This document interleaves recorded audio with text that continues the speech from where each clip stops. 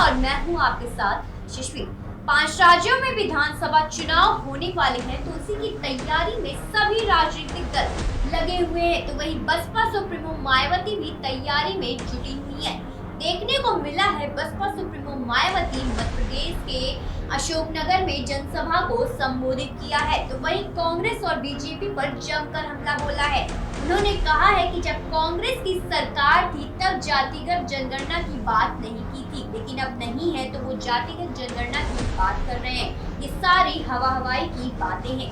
और क्या क्या तंज कसे हैं कांग्रेस और बीजेपी पर, हम आपको दिखाएंगे अपनी इस खास रिपोर्ट में।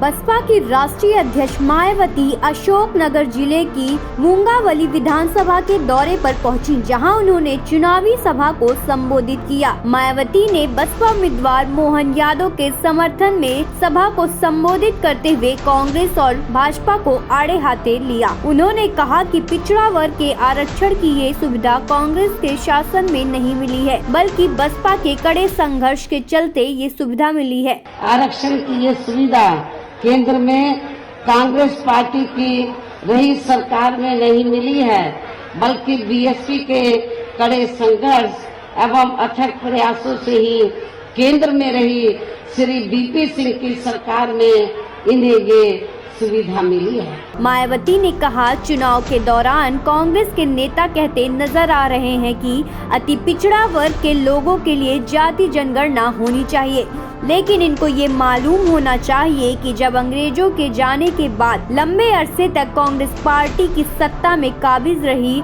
लेकिन इस दौरान पिछड़े वर्ग और आरक्षण देने के लिए जो सर्वे हुआ था उसको लागू नहीं किया गया। इसलिए जिस कांग्रेस ने मंडल कमीशन की रिपोर्ट को लागू नहीं किया, वो चुनाव के समय जातीय जनगणना की बात कर रहे हैं। अब चुनाव के दौरान खास तौर से कांग्रेस पार्टी के बड़े नेता ये कहते हैं कि अति पिछड़े वर्ग को पूरा लाभ दिलाने के लिए जातीय जनगणना होनी चाहिए, जातीय जनगणना। लेकिन शायद इन्हें ये मालूम होना चाहिए और अपने लोगों को भी ये मालूम होना चाहिए कि जब अंग्रेजों के जाने के बाद केंद्र में लंबे अरसे तक कांग्रेस पार्टी पावर में रही, तो कांग्रेस पार्टी की हुकूमत के दौरान सबसे पहले पिछड़े वर्ग के लोगों को आरक्षण देने के लिए तो जो सर्वे हुआ था, काका कालेलकर की रिपोर्ट आई, उसे कांग्रेस पार्टी की सरकार ने उस समय लागू नहीं किया। उसके बाद मंडल कमीशन की रिपोर्ट आई, उसे कांग्रेस पार्टी की सरकार ने लागू नहीं किया। तो जो कांग्रेस पार्टी अति पिछड़े वर्गों की मंडल कमीशन की रिपोर्ट को जिसने लागू नहीं किया, काका कालेलकर की रिपोर्ट को लागू नहीं किया, आज वो चुनाव के दौरान पिछड़े वर्गों की वोट लेने के लिए जो बड़ी बड़ी बातें कर रहे हैं जातीय जनगणना की। उन्होंने कहा, इसलिए उनकी हवाई बातों में नहीं आना है। मेरे ख्याल आप लोगों को इनकी हवाई बातों के बहकावे में नहीं आना चाहिए।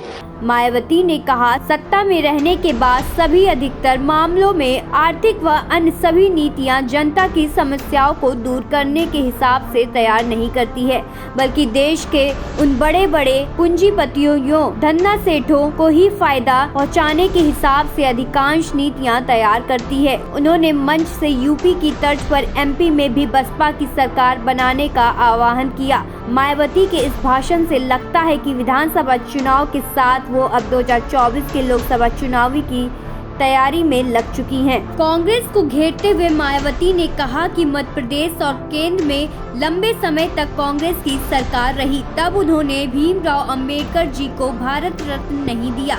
जब बीपी सिंह की सरकार बनी तब बाबा साहेब भीमराव अंबेडकर को भारत रत्न से नवाजा गया। खबरों से जुड़े रहने के लिए सब्सक्राइब करें हमारा चैनल इंडिया जंक्शन।